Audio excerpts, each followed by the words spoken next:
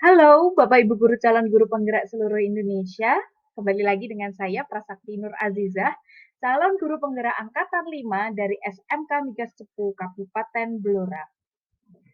Selanjutnya, saya akan memaparkan koneksi antar materi, kesimpulan dan juga refleksi pada modul 1.1. Juga saya akan memberikan pemaparan sebelum dan sesudah saya mempelajari modul 1.1 ini. Oke, without any further ado, let's get started. Mari kita mulai. Ini adalah beberapa paham saya sebelum saya mempelajari modul 1.1. Yang pertama adalah murid sama dengan kertas kosong. Setiap anak memiliki keunikannya masing-masing. Adaptasi menuntun sebagai doktrin. Jadi menuntun persepsi saya adalah mendoktrin, gitu ya. Kemudian membuat jera murid dengan mengancam. Jadi adanya ancaman di setiap perintah. Selanjutnya adalah saya adalah seorang ibu atau seorang guru yang memahami atau mendalami teori Montessori dari Dr. Maria Montessori. Selanjutnya adalah saya telah dan sudah menetapkan mengaplikasikan bahwa di setiap modul di setiap pembelajaran saya ada pemahaman tentang Indonesia maupun budaya Indonesia dan juga tentang dunia. Pada modul 1.1 ada 5 pokok pemikiran dari Ki Hajar Dewantara. Yang pertama adalah bermain adalah tuntutan jiwa dari murid atau setiap anak. Kemudian anak-anak tumbuh berdasarkan kekuatan kodratnya masing-masing. Jadi setiap anak memiliki kodratnya yang sudah ada sejak lahir. Ini yang ketiga adalah yang sudah dan paling populer ing ngarsa sung tulodo ing madya mangun karsa tuturi handayani. Selanjutnya adalah jangan menyeragamkan hal yang memang sudah tidak seragam lagi, yang pernah dipaparkan jagung, bibit jagung tidak mungkin kita harapkan bibit jagung itu tumbuh sebagai kita akan panen padi, misalkan seperti itu.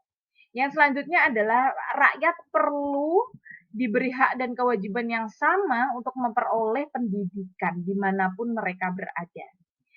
Ada juga berdasarkan modul 1.1 saya menemukan beberapa inti. Yang pertama, Ki Hajar Dewantara merupakan pejuang pendidikan sejak zaman kolonial dan beberapa filosofinya jelas masih mendasar dan masih sesuai hingga saat ini.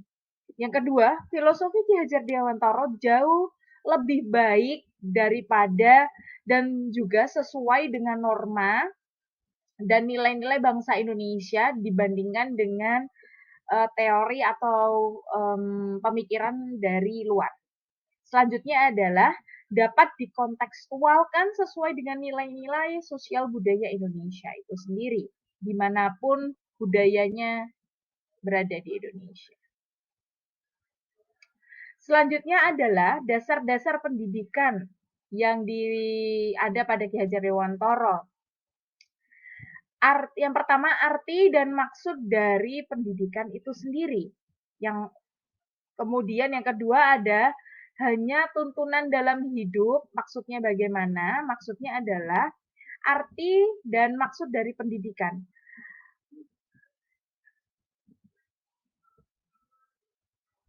Menurut pengertian umum, berdasarkan apa yang dapat kita saksikan dalam berbagai jenis pendidikan itu, pendidikan dimaksudkan adalah tuntunan dalam hidup tumbuhnya anak-anak. Gitu ya. Maksud dari pendidikan adalah menuntun segala kodrat yang ada pada anak, agar mereka dapat mencapai keselamatan, kebahagiaan yang setinggi-tingginya. Yang kedua adalah pendidikan hanya tuntunan dalam hidup. Tuntunan dalam hal ini adalah di dalam hidup tubuhnya anak-anak, artinya terletak di luar kecakapan atau kehendak kita, kaum pendidik. Anak-anak itu sebagai makhluk manusia, benda hidup, sehingga mereka hidup dan tumbuh menurut kodrat mereka masing-masing. Yang ketiga, perlukah tuntunan pendidikan itu? Tentu perlu. Kenapa? Karena ya tadi seperti yang saya terangkan bahwa ketika kita menanam biji jagung, tidak mungkin kita tuntun mereka untuk bisa lahir sebagai padi. Yang selanjutnya adalah dasar jiwa anak dan kekuasaan pendidikan. Aliran yang terkenal yang namanya convergent theory. Teori ini mengajarkan bahwa anak terlahir sudah memiliki coretan buram yang ada dalam kertas. Kemudian tugas dari pendidik atau guru adalah menebalkan passion yang sekiranya baik karena setiap anak terlahir memiliki kodrat yang baik dan buruk sehingga bagaimana cara kita sebagai pendidik untuk menebalkan hal-hal yang baik. Selanjutnya adalah tabiat yang dapat dan tidak dapat diubah. Menurut convergent theory, watak manusia itu dibagi menjadi dua bagian. Yang pertama adalah intelligible. Ya, ini bagian yang berhubungan dengan kecerdasan dan angan-angan. Yang kedua dinamakan dengan bagian biologis, yakni bagian yang berhubungan dengan dasar manusia, yaitu bios atau hidup. Dan yang dikatakan tidak dapat berubah lagi. Nah, yang kemudian yang dapat berubah itu apa? Intelligible. Pengaruh misalnya kelemahan pikiran, kebodohan, kekurangan baiknya pandangan, kurang kecakapan. Nah, itu sesuatu yang bisa diubah oleh pendidik. Yang selanjutnya adalah perlunya menguasai diri dalam pendidikan budi pekerti. Maksudnya bagaimana?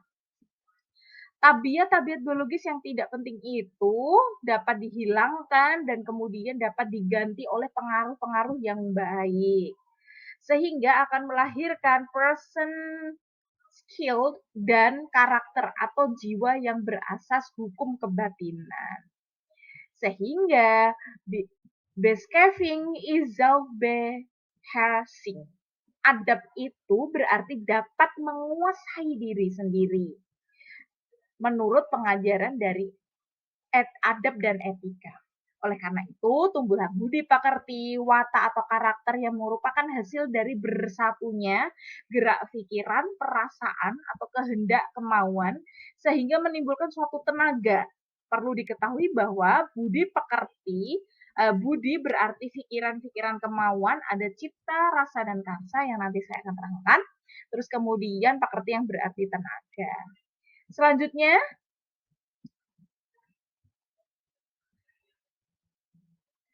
dasar-dasar pendidikan ada jenis-jenis budi pekerti. Nah, jenis budi pekerti itu ada apa saja?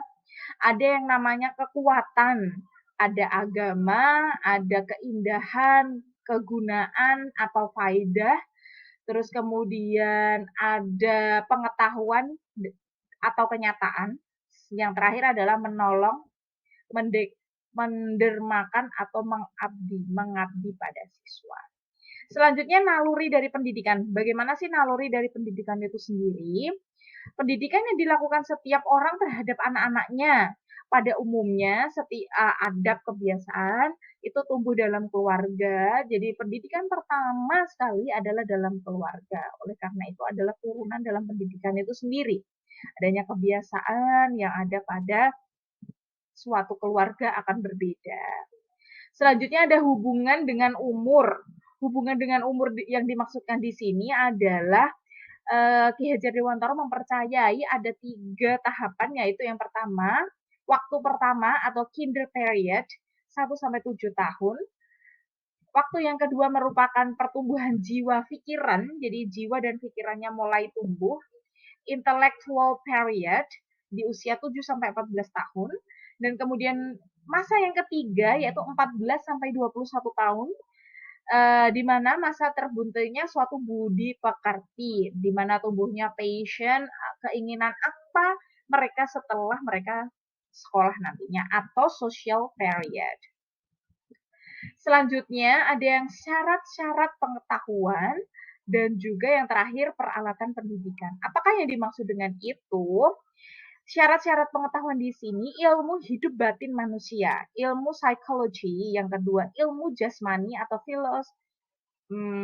fisiologi, yang ketiga ilmu keadaan atau kesopanan, etika dan moral, ilmu keindahan atau ketertiban lahir atau estetika, yang terakhir ilmu tambah pendidikan, ikhtisar cara-cara pendidikan. Selanjutnya adalah peralatan pendidikan. Peralatan apa saja alatnya? Memberi contoh, membiasakan, mengajarkan, memerintah, paksaan dan juga hukuman, tindakan, pengalaman lahir dan juga batin. Ini pada bahan ajar yang pertama. Kemudian yang selanjutnya ada uh, tiga perbedaan filosofi atau pemikiran. Yang pertama pemikiran Montessori, Froebel, dan juga Taman Siswa. Montessori dipaparkan oleh Dr. Maria Montessori dari Roma, Italia, yang mengajarkan bahwa pelajaran panca indera dalam Montessori adanya pelajaran panca indera, tapi akan tetapi pemikiran ini masih adanya suatu pelajaran gitu ya. Memang pada Montessori sudah memerdekakan anak, tetapi permainan tidak dipentingkan di sini. Selanjutnya adalah pemahaman atau teori Froebel dari Dr. Froebel Eropa. Pada teori ini, panca indera sebagai konsentrasi utamanya. Jadi juga diutamakan pada permainan anak, namun dalam prosesnya masih ada perintah di sana. Oleh karena itu, sebenarnya Indonesia memiliki suatu teori atau pemahaman yaitu Taman Siswa yang dicetuskan oleh Bapak Pendidikan Indonesia Ki Hajar Dewantara, memakai dua metode tersebut, pelajaran panca indera dan juga permainan tidak terpisahkan atau mereka melebur menjadi satu. Taman Siswa juga mempercayai bahwa segala tingkah laku dan kehidupan itu sudah diisi oleh Sang Among dengan segala alat-alatnya, baik itu baik maupun buruknya. Selanjutnya adalah ada suatu kutipan yang dipaparkan oleh Bapak Pendidikan Indonesia. Dalam melakukan pembaharuan yang terpadu, hendaknya selalu diingat bahwa segala kepentingan anak-anak didik, baik mengenai hidup diri pribadinya maupun hidup kemasyarakatannya, jangan sampai meninggalkan segala kepentingan yang berhubungan dengan kodrat keadaan, baik alam maupun zaman. Sementara itu, segala bentuk isi dan wirama, yakni cara mewujudkannya itu hidup dan penghidupannya seperti demikian. Hendaknya selalu disesuaikan dengan dasar-dasar dan asas-asas hidup kebangsaan yang bernilai dan tidak bertentangan dengan sifat-sifat kemanusiaan. Apakah yang dimaksud di sini? Dimaksud di sini adalah adanya kodrat keadaan, yaitu kodrat alam dan juga kodrat zaman. Kodrat alam adalah kodrat yang sudah dimiliki anak atau tingkah laku perilaku yang sudah ada ketika lahir. Kemudian kodrat zaman adalah kodrat yang selalu berubah tentang globalisasi, tentang pergerakan dunia. Selanjutnya, selain kodrat keadaan, ada asas trikon di sini, yaitu kontinuitas, konvergensi, dan konsentris. Langsung saja, ada di pemahaman atau teori Ki Hajar Dewantara harus selalu ada perubahan. Perubahan di sini bisa dilihat dari budi pekerti. Budi itu apa? Cipta, rasa, karsa. Dan kemudian pekerti yaitu tenaga. Pemaparan tentang budi pekerti sudah saya jabarkan pada pembahasan sebelumnya pada tugas sebelumnya. Kemudian bisa dilihat ya. Selanjutnya adalah filosofi Ki Hajar Dewantara dapat dikontekstualkan dalam sosial budaya yang ada di wilayah Kabupaten Blora. Seperti bisa diaplikasikan di ekstrakurikuler, pada acara-acara tertentu seperti acara karnaval dan juga di pembelajaran di kelas. Apa saja yang bisa ditanamkan pada anak, yaitu seperti adanya tari jaranan, kesenian khas yang ada di Blora yaitu juga barongan, legenda atau kisah dari daerah Cepu dan juga Blora yaitu Jipang Panolen, juga masih adanya sampai sekarang suku Samin yang ada di Blora. Selanjutnya Bapak Ibu guru calon guru penggerak Indonesia, saya akan melanjutkan apakah yang berubah dari pemikiran atau perilaku Anda setelah mempelajari modul ini. Ketika saya mendapatkan pertanyaan pematik seperti ini, berikut di sebelah kiri adalah pemahaman saya sebelum saya mempelajari teori ini. Setelah saya mempelajari modul 1.1, ada beberapa perubahan, yaitu ternyata murid memiliki hal yang bisa dan tidak bisa diubah dari anak. Sehingga kita tahu bagaimana bertindak sebagai seorang guru, tips dan trik apa yang bisa kita lakukan agar menghasilkan murid yang lebih berkualitas lagi tanpa adanya doktrin, dorongan, ataupun paksaan. Selanjutnya adalah tugas guru menemukan passion anak di usia di atas 16 tahun. Iya, passion anak kita bertanggung jawab untuk mengetahui dan mengarahkan agar anak lebih mudah nantinya. Selanjutnya adalah metode Kodrat Irodet yaitu Nature and Evolution yang ditanamkan di Taman Siswa oleh Ki Hajar Dewantara merupakan dua penggabungan antara metode Montessori dan metode Froebel, dan juga metode ini sangat aplikatif sekali dengan keadaan Indonesia sampai saat ini, baik kodrat alam dan kodrat zamannya. Yang terakhir, Bapak Ibu guru calon guru penggerak, apa yang dapat segera Anda terapkan lebih baik agar kelas Anda mencerminkan pemikiran Ki Hajar Dewantara? Yang pertama adalah bermain menyenangkan sambil berproject. Jadi karena di kurikulum Merdeka Belajar seorang murid dapat menghasilkan suatu artefak yaitu dengan kegiatan berproject, maka kegiatan ini akan lebih menyenangkan dengan bermain. Yang kedua, menerapkan metode yang mengasah panca indera, mengasah rasa keindahan, mengasah rasa cinta terhadap sesuatu, cinta terhadap budaya, cinta terhadap kebersihan dan juga lingkungan ataupun yang lainnya. Yang ketiga, membebaskan murid menggali potensi diri. Apapun potensi diri yang dimiliki, kita membebaskan mereka untuk menggali dan bisa serius akan itu. Yang terakhir adalah selalu melakukan refleksi.